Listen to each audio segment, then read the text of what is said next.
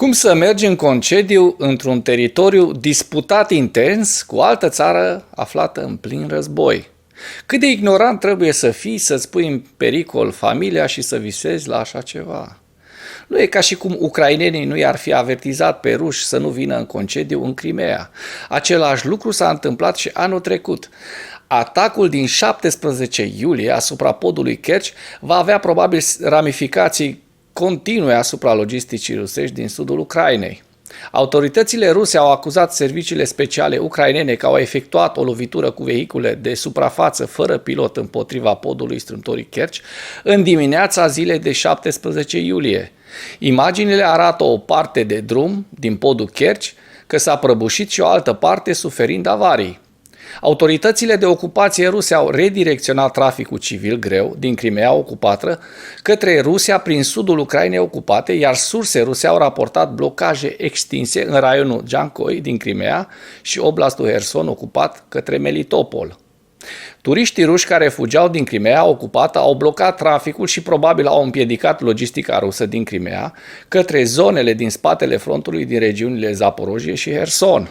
Autoritățile de ocupație au cerut civililor să ia în considerare rute alternative de evacuare pentru a atenua problemele imediate de trafic. Acum vor vedea și turiștii ruși ce au făcut conaționalii lor și ce i-ar aștepta și pe ei: moarte și distrugere.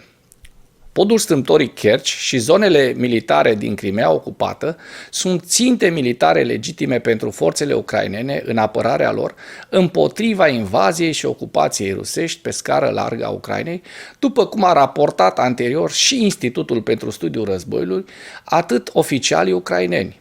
Eșecul continuu al guvernului rus de a pune societatea rusă pe picior de război va avea un impact semnificativ asupra logisticii ruse, deoarece traficul din turismul rus către Crimea ocupată blochează logistica rusă către sudul Ucrainei în mijlocul contraofensivei ucrainene în curs de desfășurare în sud. Logistica rusă către sudul Ucrainei va avea probabil de suferit pe termen scurt și mediu, probabil exacerbând plângerile recente și semnificative cu privire la proviziile rusești inadecvate în sudul Ucrainei. Autoritățile ruse și de ocupație par să fie ocupate să atenueze consecințele atacului mai degrabă decât să folosească incidentul pentru a efectua atacuri informaționale cu inflexiuni retorice.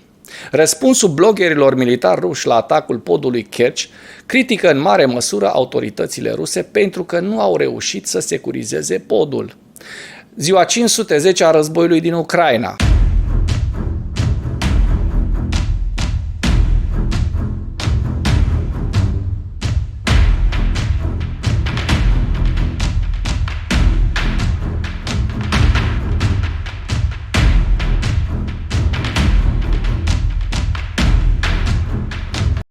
Dacă până în acest moment ai găsit informații utile în material, contribuie cu un like și cu o distribuire a acestui videoclip pentru a ajunge la cât mai multă lume.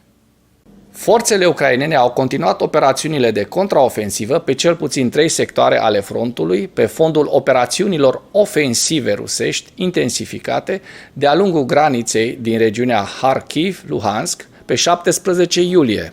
Surse ruse și ucrainene au raportat că forțele ruse au lansat operațiuni ofensive active și au avansat în Kupiansk, zona între nordul și estul oblastului Harkov și nord-vestul regiunii Luhansk în ultimele câteva zile.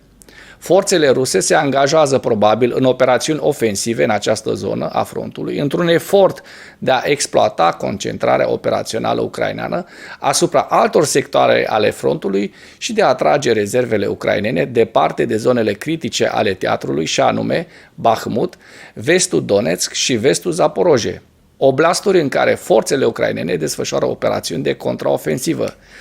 Cu toate acestea, calitatea și compoziția slabă a trupelor rusești desfășurate în prezent pe această linie va împiedica probabil capacitatea Rusiei de a obține câștiguri mai mult decât semnificative din punct de vedere tactic sau de a face o descoperire semnificativă din punct de vedere operațional. Surse ucrainene și rusești au raportat ambele o desfășurare a unităților de asalt Storm Z formate din deținuți în direcția Kupiansk, iar Institutul pentru Studiul Războiului a evaluat anterior că unitățile Storm Z sau Storm Z au eficiență operațională scăzută din cauza moralului și disciplinei slabe. Forțele ucrainene au continuat de asemenea operațiunile de contraofensivă lângă Bahmut, la sud de Velika Novosilka, lângă Orihiv, în vestul oblastului Zaporozhye, pe tot parcursul zilei de 17 iulie. În ceea ce urmează vă prezint un slide cu evoluția de ieri a celor mai importante fronturi din Ucraina.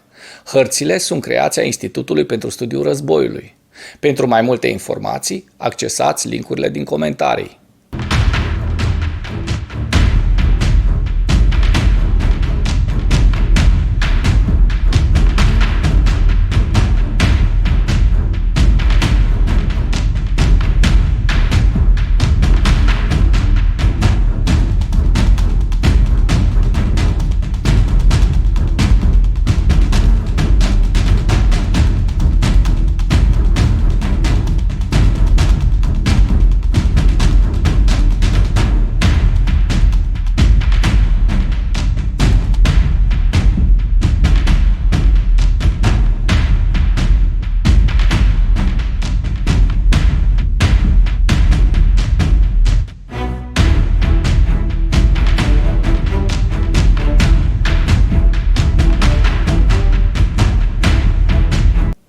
Mulțumesc pentru vizionare. Dacă vrei să susții acest canal, abonează-te la Animatura.